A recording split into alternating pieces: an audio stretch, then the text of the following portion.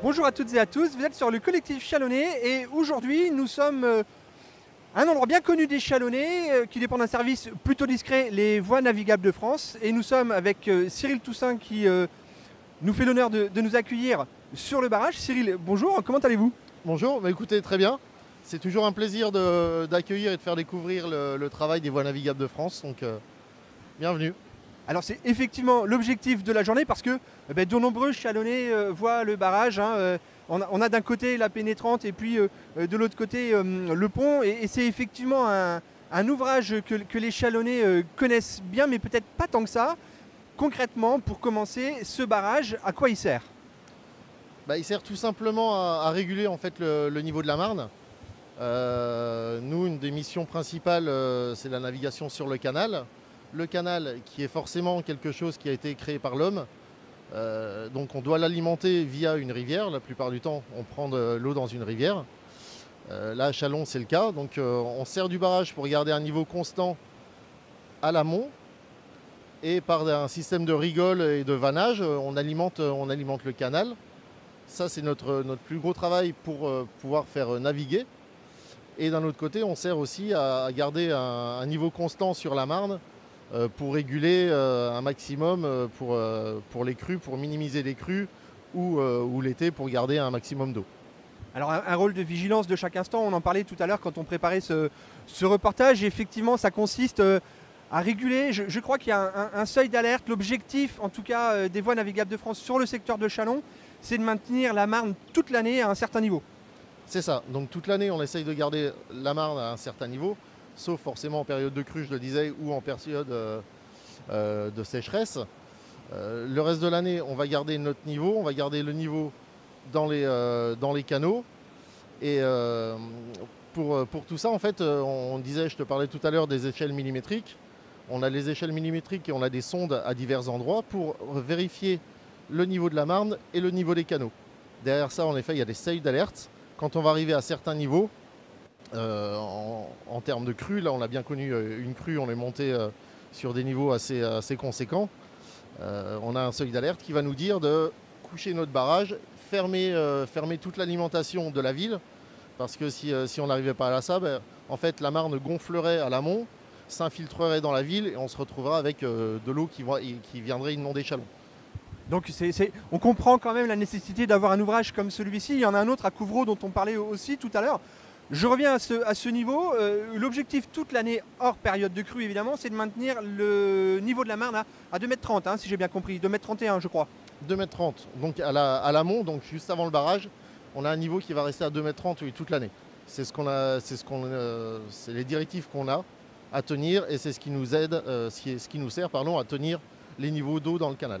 Tu nous as dit que la particularité quand même aussi de ce barrage, c'est qu'il était entièrement manuel. Moi je pensais simplement qu'il y avait un centre de contrôle et puis que c'était en appuyant sur des boutons que les vannes montaient et descendaient. C'est pas vraiment comme ça que ça se passe.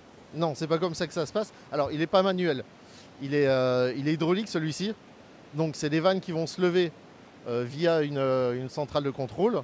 Un barrage manuel, c'est ce que je t'expliquais, c'est ce qu'on a sur Couvreau, où là c'est vraiment les hommes qui viennent sur le barrage et qui mettent les éléments en place. C'est beaucoup plus dangereux et beaucoup plus physique. Oui, alors c'est important aussi de le mettre en avant parce qu'on en parlait tout à l'heure. C'est un travail quand vous intervenez comme ça sur l'ouvrage, vous êtes attaché, vous êtes plusieurs à intervenir de façon à vous assurer qu'en amont, il n'y ait pas un tronc d'arbre qui arrive, qu'il n'y ait pas une embarcation fortuite qui puisse arriver, venir vous bousculer. Vous êtes attaché. Enfin, c'est quelque chose qui demande quand même un grand nombre de précautions avant. Oui, alors sur le barrage de Chalon, on travaille en sécurité, on travaille du plus près. C'est beaucoup moins problématique. Sur le barrage de Couvreau, en effet, comme je t'expliquais, on travaille soit par les équipes de 3 pour des petites manœuvres, soit en équipe de 5. Et on aura toujours une personne qui sera sur la pile pour surveiller les embâcles. Donc les embâcles, c'est tout ce qui va être flottant. Ça peut être autant du bois que ça peut être des animaux, ça peut être plein de choses pour travailler en sécurité, bien sûr. Et puis alors on le voit aux images aussi là, que les abonnés puissent visualiser en même temps qu'on est en train d'échanger. Il y a un différent réseau quand même de canaux sur Chalon. On a parlé du Meaux, du No, de la Moivre. Quel est ce réseau de voies d'eau, qui ne sont pas toutes navigables, mais ce réseau de voies d'eau chalonnais? Alors en effet, il y a beaucoup d'eau qui arrive dans Chalon. On a la rivière Marne qui traverse. Nous avons la Moivre qui arrive, qui va desservir le Meaux et le No. La Marne va se rejeter aussi dans le Moelno via le canal Louis XII. Derrière ça, on a le canal de Saint-Martin aussi. Le canal de Saint-Martin qui lui a la particularité de partir de notre canal, de partir vers l'université et de se rejeter dans la Marne. C'est à peu près tout ce qu'on a, mais c'est un réseau qui est assez compliqué à se mettre en tête. C'est déjà pas mal pour une ville en tout cas comme Châlons qui est autant de cours d'eau. Et puis on a un débit quand même aujourd'hui qui est assez impressionnant, on en a déjà échangé. Le débit à peu près de la Marne quand on est sur une période de crue comme celle-ci? Alors là on est redescendu à 180 mètres cubes seconde. On était monté à 320 mètres cubes, donc c'est énorme. Et hors période de crue? Alors en moyenne à l'année on est à 72 mètres cubes seconde. Et l'été on peut descendre à 20 mètres cubes seconde.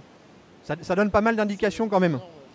Et puis, il y a aussi un site qui s'appelle Vigicru, un site qui est accessible au grand public, dont tu nous parlais tout à l'heure, qui permet de surveiller le niveau des différents cours d'eau français, notamment celui de la Marne. On va mettre le lien dans le descriptif de la vidéo. Et on remarque qu'on a des pics de crue, effectivement, dont la crue historique de la Marne qui était... Alors les dernières données qu'on a sur Vigicru, c'est 1924. C'est la crue la plus grosse qu'on a référencée sur Vigicru. Et en effet, donc, je te disais, à l'aval, on l'aperçoit d'ici, il y a une sonde. Donc ça, c'est la Dreal qui gère la sonde et qui alimente le site. C'est un site qui est en effet accessible à tout public. Et on peut suivre autant les niveaux de la Marne que les débits. Donc c'est un site qui est relativement intéressant quand on s'intéresse à la rivière.